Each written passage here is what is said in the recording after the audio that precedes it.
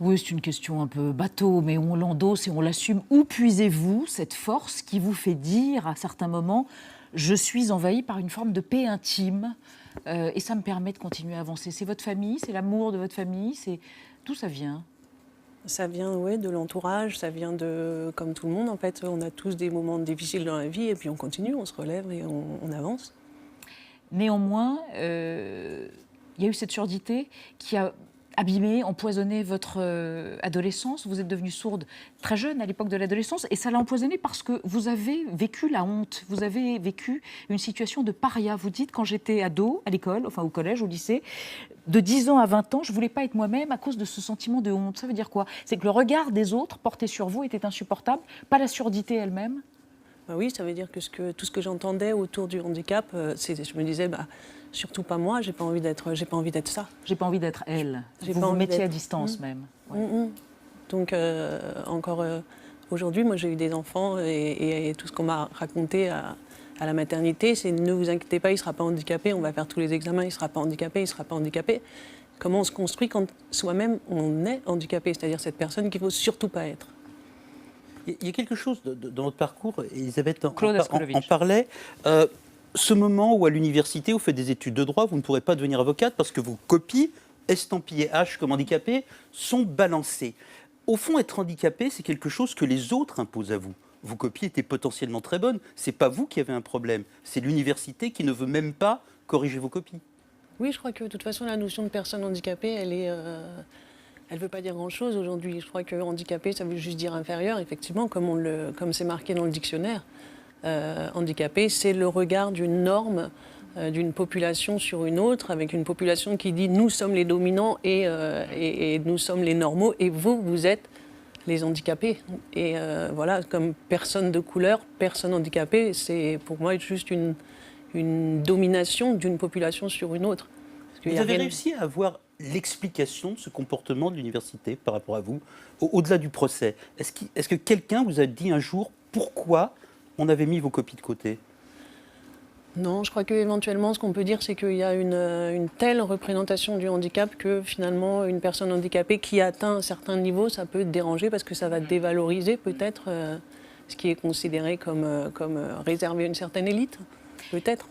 Anne-Sara Cartudo, perdre la vue, ce qui est votre cas aujourd'hui, vous avez perdu la vue progressivement, ça vous a fait perdre une langue qui était essentielle pour vous, qui était la langue des signes. Et c'est une langue qui vous permettait de communiquer avec des gens qui avaient besoin de vous lorsque vous les aidiez à affronter le labyrinthe administratif et juridique de leurs droits, en l'occurrence des gens qui ne savaient pas qu'ils avaient certains droits. Comment avez-vous pallié ce problème ? Oui, alors moi j'ai perdu cette langue, j'ai perdu la possibilité de faire ce métier. Après, ce qui est plus grave, c'est que la justice en général ne répond pas. C'est-à-dire que ça ne peut pas reposer sur une personne, moi ou quelqu'un d'autre. Il faut qu'aujourd'hui, une personne qui s'exprime en langue des signes, elle ait un accès quelque part à une information juridique, comme tout le monde. Et aujourd'hui, la situation, c'est que les personnes, quel que soit leur handicap, leur accès à la justice, c'est le parcours du combattant. Absolument. C'est-à-dire, aujourd'hui, concrètement, comment ça se passe ? Alors moi, je travaille aujourd'hui sur cet accès à la justice des personnes handicapées. Ouais. On a fait un état des lieux qui nous a montré donc, qu'en France, aujourd'hui, l'association que je dirige et qui Droit est présidée, pluriel. Droit pluriel, qui est présidée par Fabienne Servan-Schreiber, accompagnée par le défenseur des droits, on a mené un travail qui nous a montré que les personnes handicapées, aujourd'hui, elles ne vont pas vers la justice.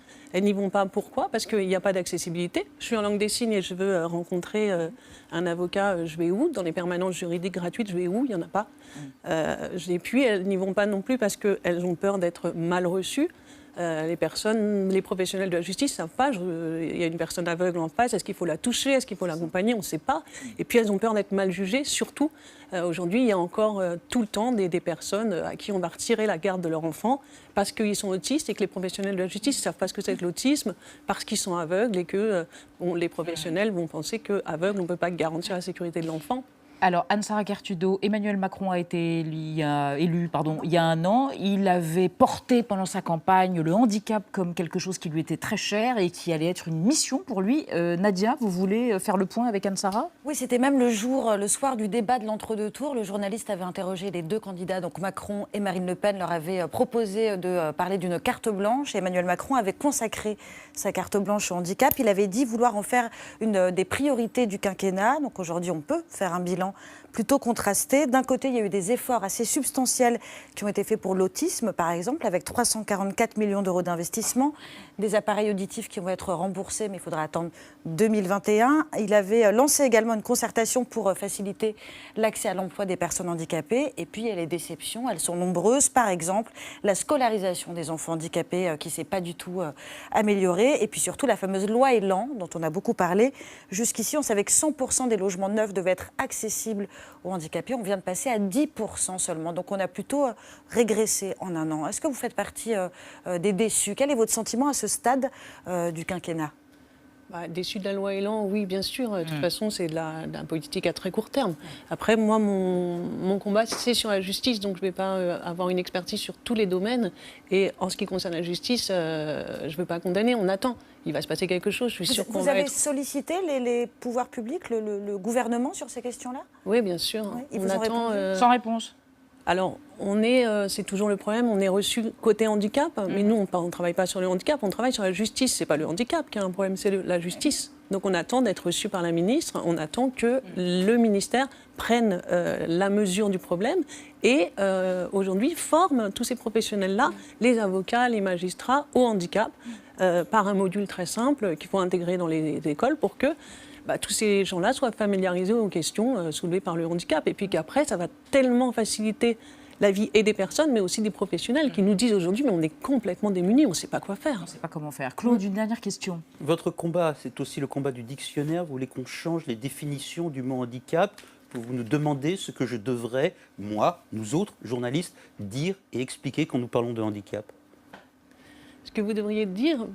Ce que je dis actuellement, que je ne devrais pas Comment dire, et ce que je devrais dire. Comment définir le handicap ? Alors écoutez, moi, si quand je suis arrivée ici, on vous avait dit elle est handicapée, ça vous indique quoi ? Ça vous dit quoi sur moi ? Ça vous dit rien. Vous ne savez pas comment vous adapter. Par contre, si on dit elle n'entend pas, elle ne voit pas, là vous comprenez de quoi on parle. Donc le mot handicap, à mon avis, il faut le mettre derrière nous. Voilà, ça représente une période de l'histoire. Aujourd'hui, je ne suis pas linguiste pour le réécrire dans le dictionnaire. Ce que je sais, c'est que la définition d'aujourd'hui, il faut la changer. Et les représentations, surtout, il faut les changer. Auprès des enfants, notamment la manière dont on en parle aux enfants ? Oui, aujourd'hui, les enfants, ils lisent dans le dictionnaire que le handicap, c'est une chose qui diminue les chances d'épanouissement et de réussite. Bon, un enfant sourd qui lit ça, un enfant... Ça va comme ça. C'est pas facile. Anne-Sara Kertudo, merci d'être venue. Je précise que vous organisez une lecture chuchotée.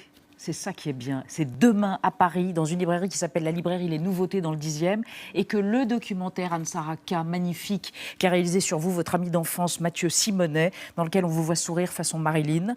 Vous êtes pleine d'humour et d'autodérision, en plus du reste, est diffusé le 14 juin au cinéma Le Méliès à Montreuil. Voilà, je fais tête de gondole et femme sandwich parce que ça valait la peine d'annoncer ces deux événements vous concernant. Merci d'être venue dans 28 minutes, Anne-Sara Kertudo. Restez là encore 2 secondes.